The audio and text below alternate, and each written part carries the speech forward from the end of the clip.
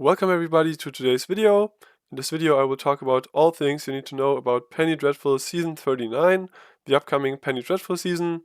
Penny Dreadful is a format where all cards that cost 2 cents or less are legal, more or less, and we just had a rotation week where every card got checked every hour for whether it costs 2 cents or less, and if it hits 50% of the checks, then it's legal. If it doesn't, it isn't. And I think this season may be called the Rainbow Season, for reasons that will be apparent later on. But for now, I'll just tell you what cards are leaving the format. I'll tell you what new cards are coming in, what cards are returning to the format. I'll give you an overview of the lands that will be legal. And at the end, I will tell you what decks are going to be potentially strong. And at the end, there's even a small tip that I give to all players. So first, let's talk about the previous season, season 38. This season had a supplemental rotation with Edge of Eternities. That didn't change too much. We got a lot of cards, but none of them were super impactful. Mainly because the best deck was so strong. It was Lumber Twin, pretty much just the strongest deck in the season. It had Nature's Rhythm to tutor out Jiki and an Untapper or Combat Labyrinth to go infinite. It also had a strong mid-range plan. It had fast mana with Fanatic of Rowness and Orcish Lumberjack. This deck was really strong in tournaments. It performed really well. Got second place at the PD 500, I think. And overall, the best deck in the format. Highest play rate, highest win rate, or like highest win rate of the top decks. So yeah, pretty good. Also pretty good was Colorless Cloud Posts, also known as Mud Post. It won the PD 500 at the hands of M-Dog. It doesn't win against all combo decks that easily, but it has some disruption and it can ramp pretty quickly and is pretty strong. Green Post was also popular, but was way worse. People tried it regardless, but it didn't perform that well. What you see here as Sultai Tendrils is also known as Basic Storm, a deck that was created this season. Basically, it wants to untap all the lands with early harvest and turnabout all the time, cast a big Mind's Desire for more value, and then win with something like Sultai with the Tendrils of Agony. And it plays Veteran Explorer to ramp and stuff like that. Red Deck Wins was of course popular as usual. Not that strong, but was popular regardless. Is a twin, also very good this season. It had a lot of good counter spells, it had the combo, and yeah, pretty good deck. Hardened Scales fell off hard. It used to be very strong at the beginning of the season, but then people stopped playing it, people started to play better decks, and it kind of just fell out of favor, I think. Wizards is an interesting case. It plopped up in the middle of the season, and then it disappeared again. The win rate is solid, but people stopped playing it at the end of the season, so I don't know what happened there. Probably just not strong enough or something, or people started attacking for it, which was somewhat easy. So yeah. Dredge was also pretty popular in the beginning of the season. It also fell off very quickly. 40% win rates, nothing good to talk about. So we did have a lot of pieces, but it's just easy to hate out. It is slow. It just wasn't good. The next deck, Shadow Crimes, is actually I kind of discovered this deck, or at least I discovered the interaction between Hex Parasite and Death Shadow and the tutors and the crime cards. It used to be pretty good for a hot second, but it also kind of fell off. Now sits around 54% win rate, which isn't great, but I think it's a really cool deck. We are losing Death Shadow though, so it's not going to be legal again. Then there were obviously hundreds of decks that I could have talked about too, but I can't talk about everything. One noteworthy other deck is probably the Chatterfang combo. It was pretty good in the PD 500, and it was kind of on the rise towards the end of the season. Also pretty strong, just in general, but it's not on the it wasn't that popular. So yeah. And then there's obviously stuff like Monoblue, Cloud Post, and Osiris Control, but Control was kind of dead this season because of Cloud Posts. So now let's talk about the cards that are leaving the format. First and foremost, Nature's Rhythm is leaving the format. A blessing for some, a curse for others. Lumber Twin definitely taking a hit. Chatterfang combo probably not gonna be that great. No easy way to tutor out creatures again. This card was really strong. It could tutor out Sarah's Emissary on turn 3 or something. Very strong with Fanatic of Ronus, so I'm kind of glad it's leaving, because whenever I built a green deck with creatures, I always thought, I probably have to put Nature's Rhythm in this deck, and then they all just kind of feel like the same deck, so yeah. We're also going to miss the good 2-mana counter spells, Mana Leak and Memory Lapse. Both are rotating out.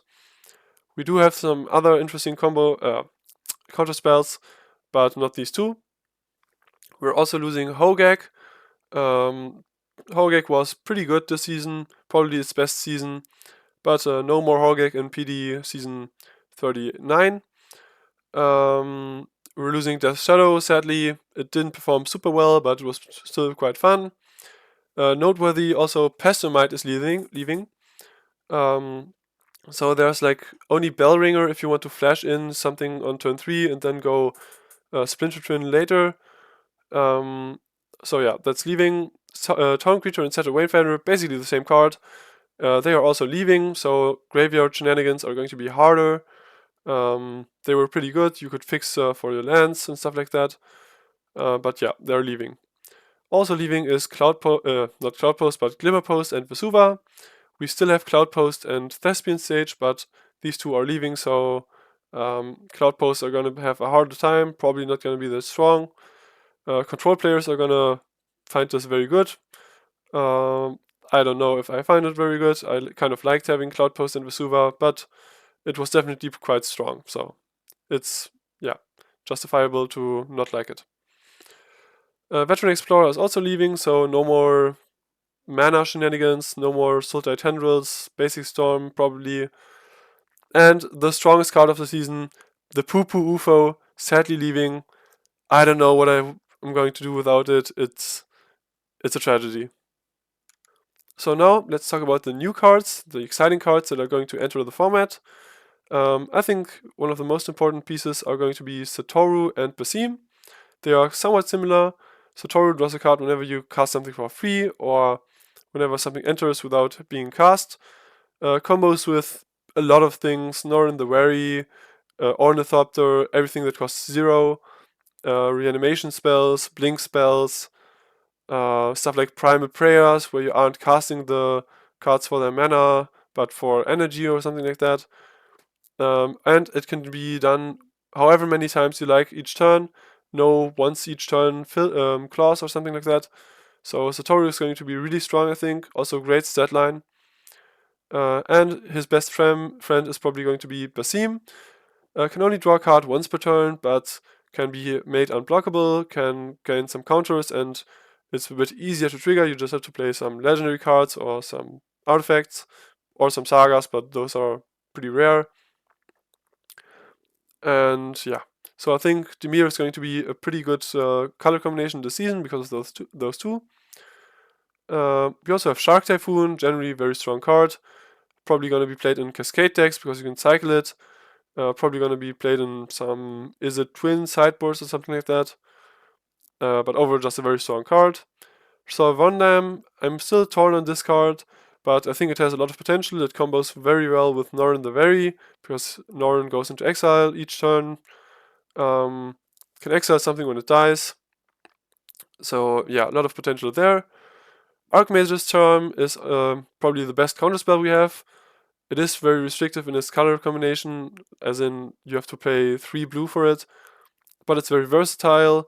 You can counter something if they don't play anything good, you just draw some cards or gain control of their 1-mana creature. So yeah, we're also gonna have another good counterspell, but more on that later. Petroskull, I don't really know where to fit this besides one deck, but it has potential. It used to be strong in Modern, I think. We don't have Stoneforge Mystic, obviously, but still has potential. Same as Chandra, Hope's Beacon. Can copy your instant and sorceries, can add mana, can kill creatures. So I think it's going to be really interesting to brew with Chandra. I have no idea where she fits, but I'm definitely going to try to brew around her. Another good card that I think is a bit overlooked is Anti-Causal Vestige. It can ramp you, it can put in things for low mana cost, you can reuse it later.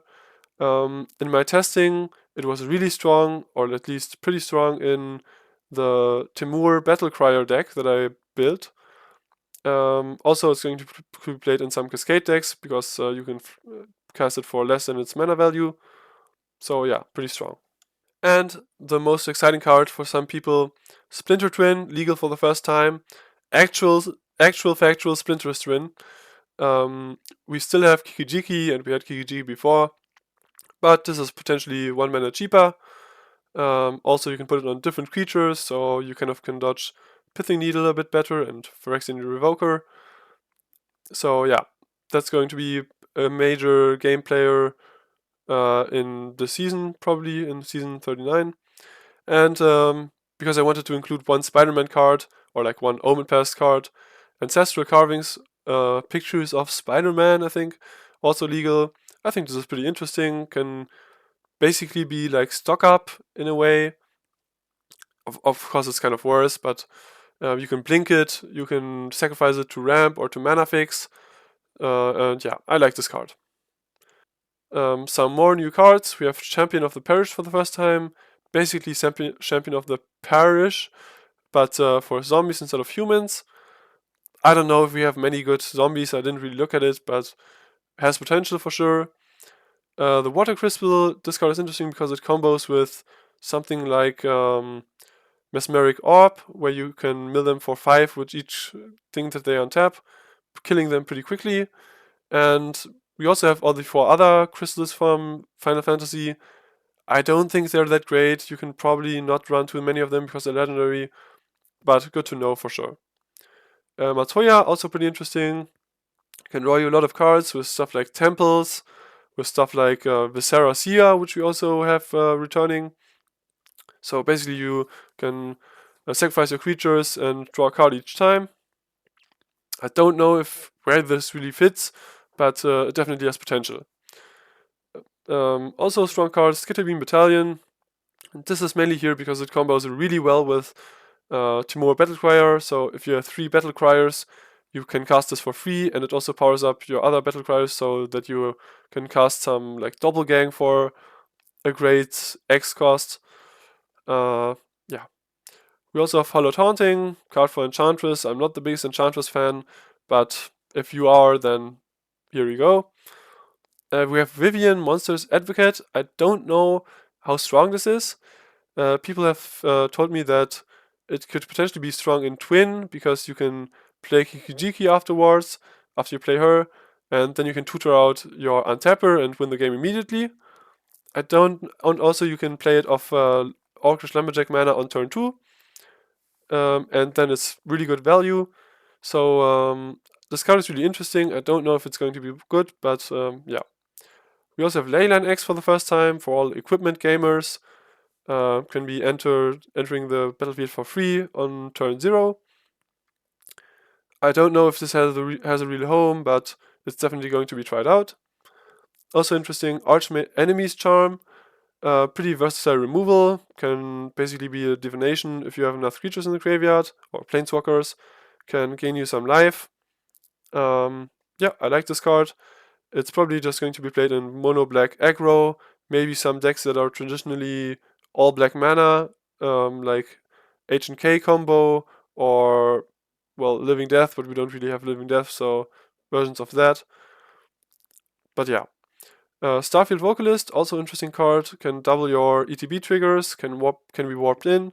I haven't found a home for it yet, but it definitely has potential. And lastly, Gisa the Hellraiser. This would have been pretty good in crimes.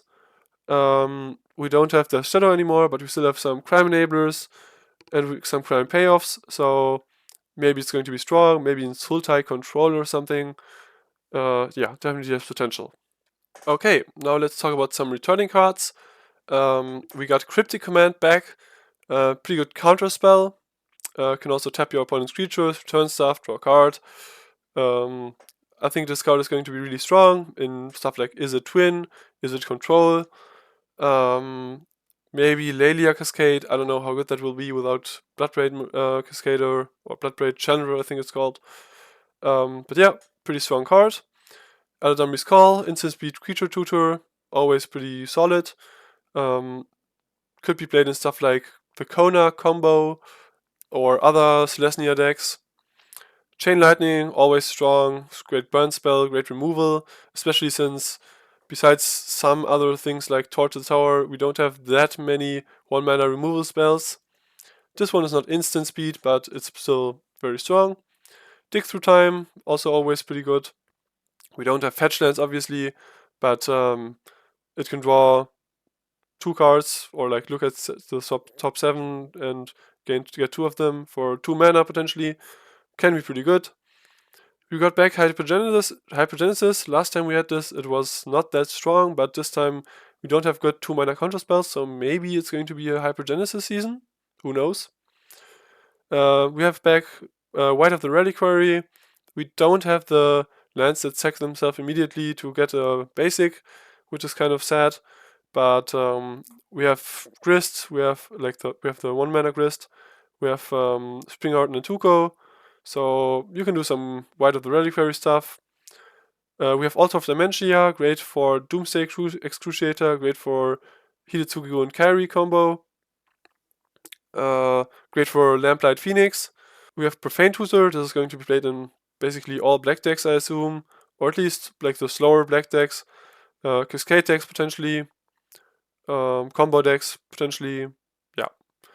Ugin the Spirit Dragon.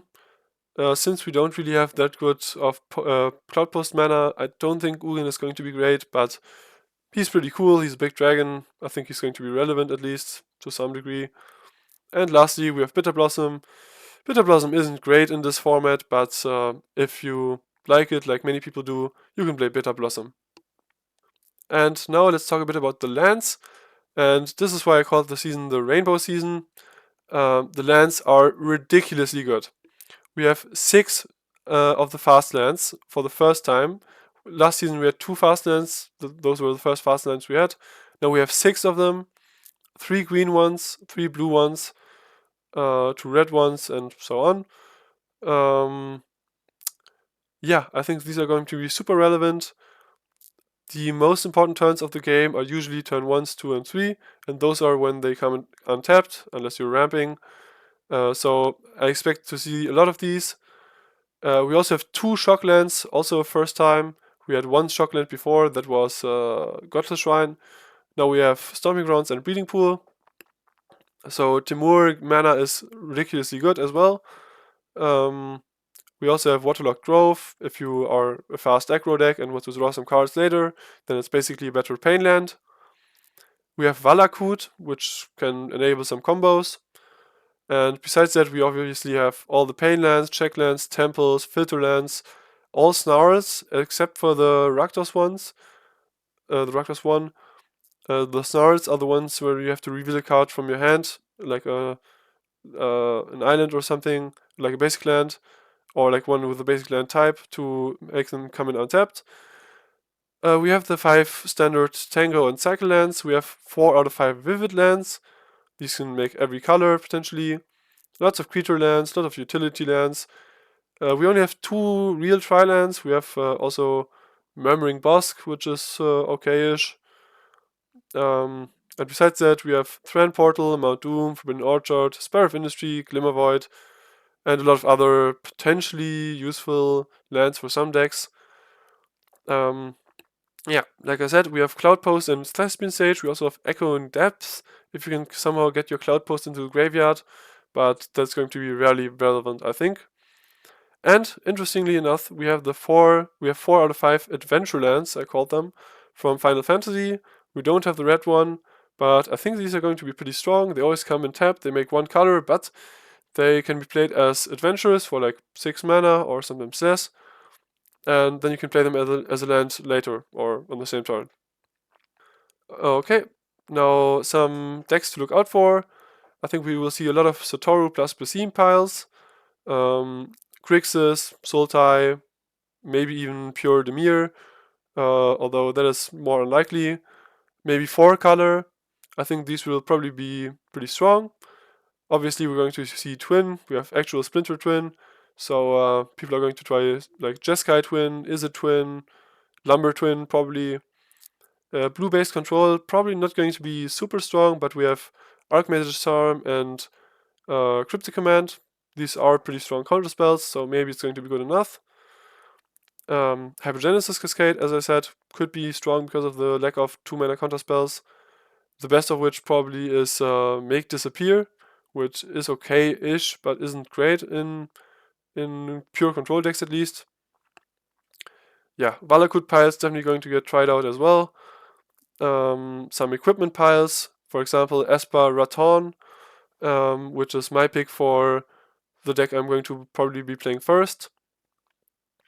And yeah, obviously there's hundreds, if not thousands of decks that you could play, and I will encourage you to brew your own deck. Try out what cards are legal, try out what combos you can find, and play what you find interesting. And that's basically it. I hope you all have fun in Penny Dreadful Season 39. I think this is going to be a very interesting and cool season. It's going to be on the lower power level side, I think. We don't have super strong combos legal, I think. A lot of cards are not legal, obviously. But yeah, don't forget that there's going to be a big tournament on the 11th of October, the Penny Dreadful kickoff with over 100 ticks of prizes. And one last exclusive tip, I will encourage you to buy all the good lands now, because they're probably going to spike. Some of them, or a lot of them, are still seeing play in other formats like Modern or Pioneer, and they will rise in price. Most of them didn't even hit all of the checks, but they hit like 60%, 70% maybe. So yeah, that's my tip for you. And don't forget, it's all about having fun, it's all about having a good time. And yeah, see you next time. You can follow me on Blue Sky, you can follow me on YouTube if you want to see more content about Penny Dreadful. And yeah, have a good one.